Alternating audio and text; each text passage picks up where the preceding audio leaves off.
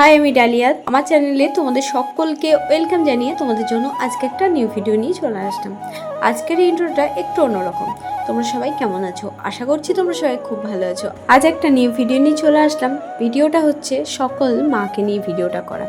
আমার বাড়ির মাও আছে, তার সাথে আমি সকল মাকে নিয়ে তোমাদের সাথে একটা ভিডিও শেয়ার করব। তোমরা পুরো ভিডিওটা দেখতে থাকো, আশা করি তোমাদের অনেক ভালো লাগবে। আর যদি ভালো লাগে, চ্যানেলটা যারা এখনও সাবস্ক্রাইব করোনি, প্লিজ সাবস্ক্রাইব করে আমার পাশে থেকো। এটা আমার বাড়ির দুর্গা মা, আর মাকে নিত্য পুজো করে থাকে আমার বাড়ির মা কাকিমারা।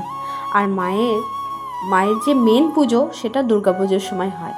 আর সেই দুর্গা পুজোর চারটে দিন আমাদের বাড়িতে উৎসবের মুহূর্ত চলে।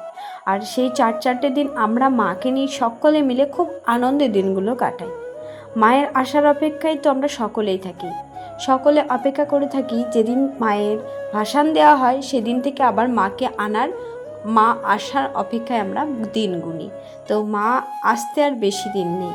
আর আমাদের বাড়িতেও কিন্তু আনন্দর মুহূর্ত খুব তাড়াতাড়ি চলে আসছে মা আসার অপেক্ষায়।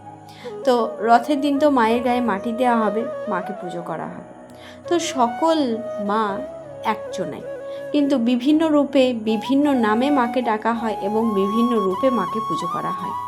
মা কালী, মা দুর্গা, অন্নপূর্ণা, জগদ্ধাত্রী। তো বিভিন্ন রূপে মাকে ডাকা হয় এবং সকল রূপে মাকে পুজো করা হয়, কিন্তু মা কিন্তু একটাই। তো আমরা বিভিন্ন নামে মাকে ডাকি এবং বিভিন্ন রূপে বিভিন্ন সময় বিভিন্ন ঋতুতে মাকে পুজো করা হয়। তো সমস্ত কিছু নিয়ে তোমাদের সাথে আজকে ভিডিওটা থাকছে। আশা করি ভিডিওটা তোমরা লাস্ট পর্যন্ত দেখবে এবং ভালো লাগলে লাইক কমেন্ট শেয়ার করবে। তো চলো, আমি দুর্গা মায়ের সম্পর্কে তোমাদের সাথে কিছু কথা শেয়ার করব। আজ যদি আমার দাদু আমাদের মধ্যে থাকতো তাহলে তোমাদেরকে অনেক কিছু এইসব ব্যাপারগুলো নিয়ে জানাতে পারতাম। দাদু আমাদের মধ্যে নেই। আমার দাদু ছিল টোলের পণ্ডিত, অনেক বড় একজন পণ্ডিত ছিল আমার দাদু, এবং অনেক মানুষকে অনেক কিছু বলে গেছেন, জানিয়ে গেছেন। কিন্তু আমাদের সেই সৌভাগ্য হয়নি দাদুর কাছে কিছু জানবো এবং তোমাদেরকে জানাবো। দাদু তো আমাদের মধ্যে নেই, কিন্তু যতটা আমি জানি ততটাই তোমাদের সাথে শেয়ার করব। দুর্গাপুজো শরৎকালে কিন্তু প্রচলনটা কবে থেকে হয়েছে? আগে কিন্তু শরৎকালে দুর্গাপুজো হতো না। শরৎকালে দুর্গাপুজোর প্রচলনটা কে করেছিলেন এবং মা দুর্গার আগমন কিভাবে ঘটেছিল সব কিছুটাই তোমাদের সাথে আজকের ভিডিওতে থাকছে। তো ভগবান বিষ্ণুর সপ্তম অবতার হলেন শ্রী রামচন্দ্র। সেই রামচন্দ্রের সাথেই জড়িয়ে আছে এই দুর্গাপূজা। রামচন্দ্র ছাড়া এই দুর্গাপূজা ভাবাই অসম্ভব। প্রাচীনকালে শরৎকালে দুর্গাপূজার প্রচলন ছিল না। আষাঢ় মাসের শুক্লপক্ষের একাদশী তিথিকে বলা হয় শয়ন একাদশী। এই একাদশীর পর থেকে যে দিনগুলি অতিবাহিত হবে তা দেবতাদের নিদ্রার সময়। আষাঢ় মাসের শুক্লপক্ষের শয়ন একাদশীর পর থেকে কার্তিক মাসের শুক্লপক্ষের উত্থান একাদশী পর্যন্ত দেবতাগণ নিদ্রিত থাকে। তাই এই শরৎকালের দুর্গাপূজার প্রচলন আগে ছিল না। কৃত্তিবাস রামায়ণ অনুসারে শ্রী রামচন্দ্র শরৎকালীন দুর্গাপূজার প্রচলন করে থাকেন রাবণ বধের জন্য। ব্রহ্মার পরামর্শে শ্রীরামচন্দ্র রাবণ বধের জন্য দুর্গাপূজা শুরু করেন। আশ্বিন মাসে শুক্লা ষষ্ঠীর দিন শ্রীরামচন্দ্র ষষ্ঠী কল্পারম্ভ করেন। তারপর সন্ধ্যায় বোধন ও অধিবাস এবং মাকে প্রার্থনা জানান আবির্ভাব করার জন্য। তারপর মহাসপ্তমী, মহা অষ্টমী ও সন্ধি পূজার পরেও দুর্গার আবির্ভাব ঘটেনি। তখন রামচন্দ্র কি মনে ভাবলেন যে মাকে তো আবির্ভাব করাতেই হবে। তখন রামচন্দ্র 108টি নীলপদ্ম দিয়ে মাকে পূজা করার পরিকল্পনা করেন এবং হনুমানজি তখন রামচন্দ্রকে সাহায্য করেন এবং 108টি নীলপদ্ম জোগাড় করে দেন।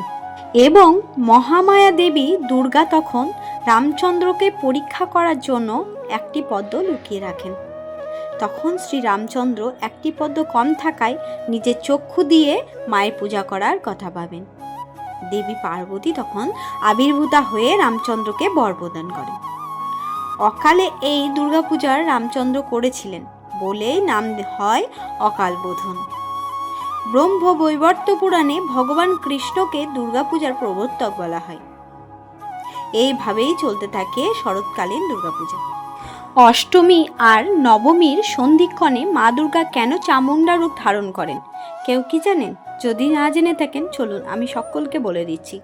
দেবী দুর্গা নাকি অষ্টমী ও নবমী এই দুই তিথির মিলনক্ষণে আবির্ভূতা হন দেবী চামুণ্ডা রূপে। পুরাণ মতে চণ্ড এবং মুণ্ড নামক দুই ভয়ানক অসুরকে তিনি এই সন্ধিক্ষণে বধ করেছিলেন। সন্ধি পুজোতে দেবীকে 108টি পদ্ম নিবেদন করতে হয় এবং 108টি প্রদীপ জ্বালাতে হয়। ছোটবেলা থেকে কিন্তু আমাদের বাড়িতে আমিও এই রীতিটা দেখে আসছি। 108টা প্রদীপ কিছু সেকেন্ড মাত্র টাইম দেওয়া হয়, ওর মধ্যে কিন্তু জ্বালাতে হয় এবং সকল মা এবং কাকিমারা এবং আমাদের দিদি বোনেরা সবাই মিলে, মেয়েরা সবাই মিলে আমরা এই প্রদীপটা জ্বালাই। তো আর এই সন্ধি পুজোর টাইমটা, সেই সন্ধি পুজোর সময় কিন্তু কোনো ছেলে মেয়েকে, যখন খ্যানের পুজো হয় তখন কিন্তু কোনো ছেলে মেয়েকে বাইরে ঘুরতে দেওয়া হয় না বা কেউ ঘুমাতে পারে না। ওই টাইমটায় আমরা সকলে মিলে দুর্গা মন্দিরেই চুপচাপ বসে থাকি। এটা কিন্তু সেই ছোট থেকে আমরা দেখে আসছি। এই নিয়মটা প্রচলন আছে আমাদের বাড়িতে এবং সকল জায়গাতেই নিশ্চয়ই হয়। এবার তোমাদেরকে বলে শোনাবো মায়ের 108টা নাম।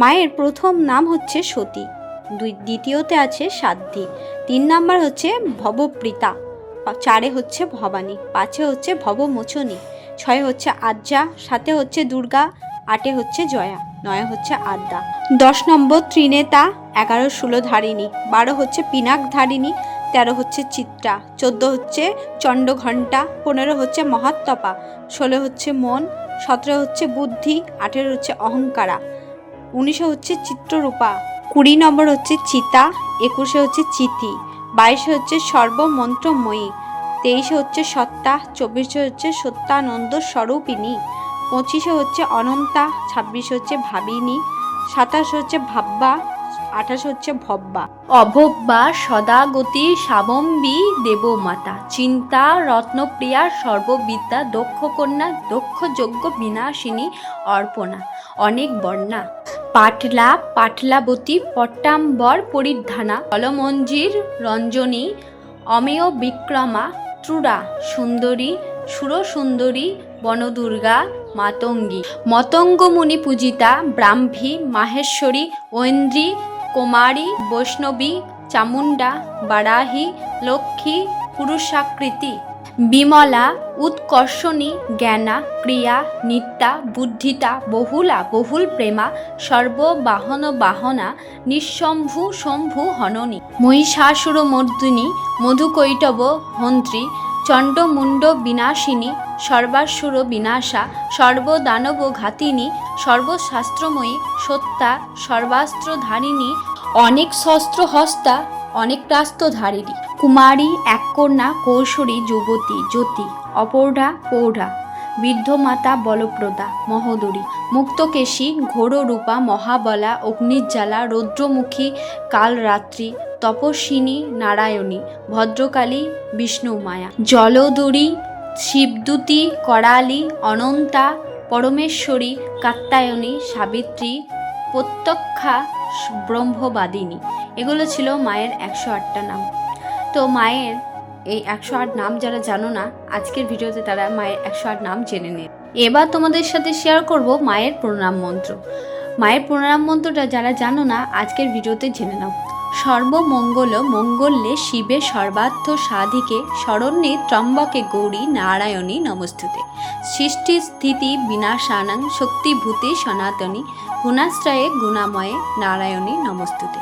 শরণাগত দীনার্থ পরিত্রাণ পরায়ণে সর্বস্যাতি হরে দেবী নারায়ণী নমস্তুতে। জয় নারায়ণী নমস্তুতে। আজ আমি দুর্গাপুজোর সমস্ত কিছু তোমাদের সাথে শেয়ার করলাম এবং আমাদের বাঙালি এবং হিন্দু শাস্ত্র মতের সনাতন ধর্মের সকল মানুষের তো দুর্গাপুজোটা সবথেকে বড় পুজো। আমাদের বাঙালিদের এবং হিন্দুদের মধ্যে সবথেকে বড় পুজো হচ্ছে দুর্গাপুজো। তো সেই দুর্গাপুজো আসতে আর কয়েকটা দিনের অপেক্ষা।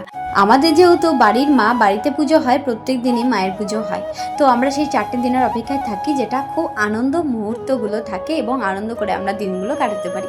তো সকলেই নিশ্চয়ই অপেক্ষায় আছো।